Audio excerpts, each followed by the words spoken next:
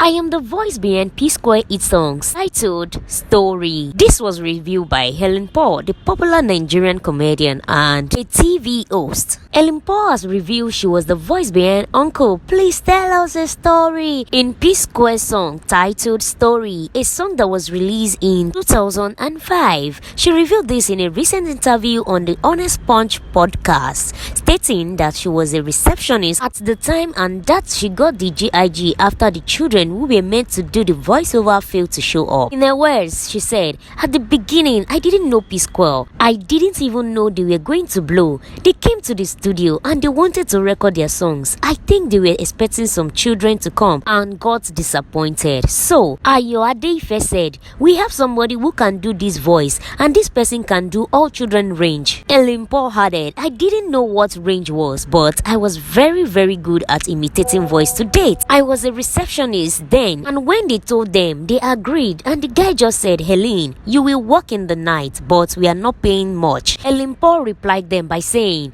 "I don't care, just buy me a soft drink because I love it as at that time." So they gave me the job and I did the voicing of the children in the song. So they merged all the different children and it sounded so full. When the song started raining, I didn't even know what it was to put your name on a song. I didn't fight for it. Helen Paul also revealed that her voice got her many jobs and she moved from earning 9,500 monthly to over 400,000 monthly. She said, "The next job I did was for another milk product. I was at the reception when they brought this job and they told me the child that was to do it was having exam. They said they would not be able to take that in the office because the advert needed to air at 3 p.m. and it was 12 p.m. So they were looking for a baby voice. Uncle Ayo said, let's try Elaine, and they brought me in to lay the voice, which I did. After the ad, I signed a paper for which I don't know the content. At that point, my salary was 9,500 naira.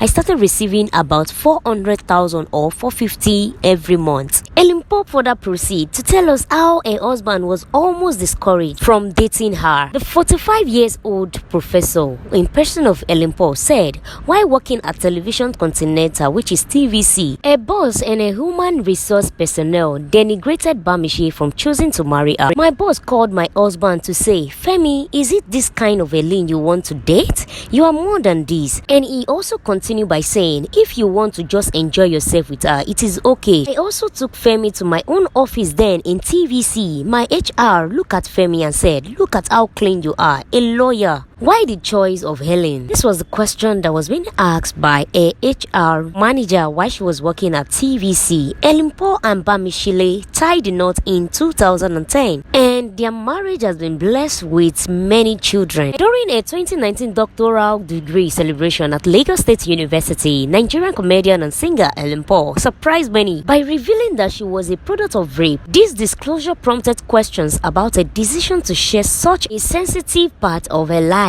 earning admiration for her courage considering the societal stigma surrounding children born out of wedlock, especially those resulting from rape. And fast forward to this year, Helen Paul revisited the circumstances of her birth. She shed light on her mother's resilient struggle to raise her against all odds. It must be noted that individuals are rarely encouraged to openly discuss sensitive details of their life on social media or other relatively public platforms, particularly when such details are not flattering at all. But Helen Paul took hers in stride, much to the admiration of many netizens. In revealing this part of her life, she notably maintained a calm and assured poise. Her demeanor basically seems to direct the message to her doubters, saying, "Do you now see that I have succeeded despite your belief that I wouldn't amount to anything in life?" The society which Helen Paul was raised in is one when individuals born out of wedlock are labeled as Omoale, a derogatory term which was loosely be translated as a bastard child. In the Yoruba community, it is strongly believed that such children may disrupt household peace and ultimately amount to nothing in life. This perspective even extends beyond Yoruba culture to those other traditional African society. In such society, children born out of wedlock are often perceived as potential source of worry to households and nuisances to society at large. Unfortunately, Helen Paul faced discrimination from her uncles and aunties, who not only avoided her like a plague but also denied her opportunity, diminishing the chances of surviving life, let alone going on to strive within it. Eventually, Helen Paul would prove her doubters wrong. After all, man no be God, as it is often said. But how would those who gave a little chance of ever winning in life feel upon seeing her become a distinguished personality during family reunion? Kindly put this on the comment section down below, as I learn to know from you, from your comment and opinion on the comment section down below. I remain your girl, Special News. In the midst of Helen Paul's story, it is resilience of a mother who bore the pregnancy despite the stigma, shame and humiliation attached to it. On its own, rape is a traumatic experience. There are records of rape victims, mostly women, who had gone on committing suicide, unable to withstand the trauma and shame of being violated. Others would choose to abort the fetus within them, as if doing so would enable them to move on and to heal. According to researchers, sexual violence survivors are at a greater risk of committing suicide. This statement has been proven true times and times again, with numerous instances of rape victims ending their life just because they couldn't bear the shame and social stigma. In most cases, the parents of these victims would be too concerned about seeking justice and even vengeance for their children, rather than prioritizing their mental health. As much as justice is important, the well-being of whomever justice is being sought for is doubly important,